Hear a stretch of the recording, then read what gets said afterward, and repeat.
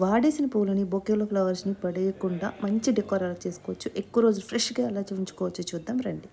First వాటర్లో అయితే మన దగ్గర అందరి దగ్గర ఏసీవి ఉంటుంది కదండి, యాపిల్ సైడర్ వెనిగర్, దాన్ని 2 స్పూన్స్ వేయండి. అండ్ నెక్స్ట్ షుగర్ అండి, అవును షుగర్ని వేసి బాగా మిక్స్ చేయండి.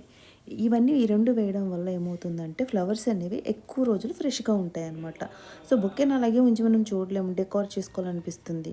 కానీ ఫ్రెష్గా ఉండాలంటే ఏవేవో ఫ్లవర్ ఫుడ్స్ అని అవన్నీ కొనాల్సి వస్తుంది. అవి ఏం కొనకుండా ఈ రెండు వేసి బాగా మిక్స్ చేయండి. తర్వాత ఫ్లవర్స్ ఫ్రెష్గా ఉండాలి అంటే ముందు ఏం చేయాలంటే కింద వాటికున్న లీవ్స్ అన్నిటినీ కూడా తీసేయాలి. లేకపోతే అది వాటర్లో మునగడం వల్ల అవి కుళ్ళిపోయి పువ్వులు త్వరగా పాడైపోతాయి అనమాట.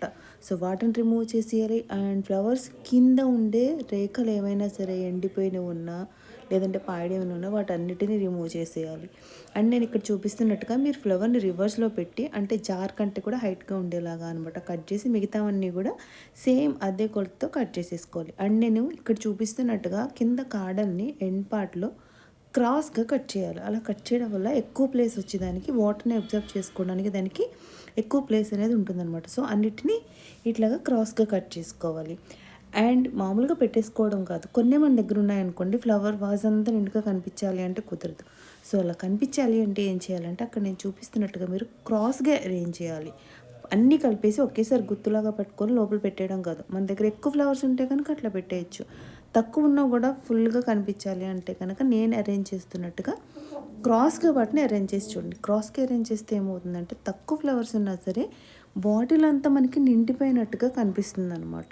సో దానికోసమని ఇలా అరేంజ్ చేస్తాం. చూసారు ఈ ఫ్లవర్స్ అన్నీ ఎంత బాగున్నాయో. అండ్ నేను పెట్టిన తర్వాత కూడా ఇది ఆల్మోస్ట్ 1 వీక్ చాలా ఫ్రెష్గా ఉన్నాయన్నమాట.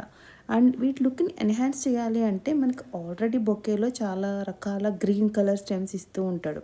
ఈ స్టెమ్సే పెట్టాలని లేదు, వాడు బొకేలో ఏ స్టెమ్స్ ఇచ్చారో ఆ స్టెమ్స్ని మనం వాడచ్చు. బట్ అవి కూడా సేమ్ జార్ పక్కన పెట్టండి, హైట్ కొలుచుకొని మిగతావన్నీ కూడా అదే హైట్లో కట్ చేసుకోవాలి.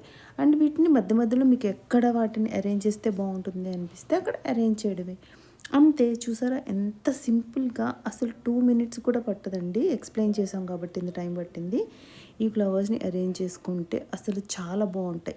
అండ్ ఆ గ్రీన్ వాటికి కూడా మాత్రం లోపల వాటర్లోకి వెళ్ళే వాటన్నిటి ఆకులు మాత్రం తీసేయండి ఆ కొమ్మలకి, ఓకేనా. సో ఇలా చేసుకుంటే ఇది చాలా బ్యూటిఫుల్గా ఉంటుంది.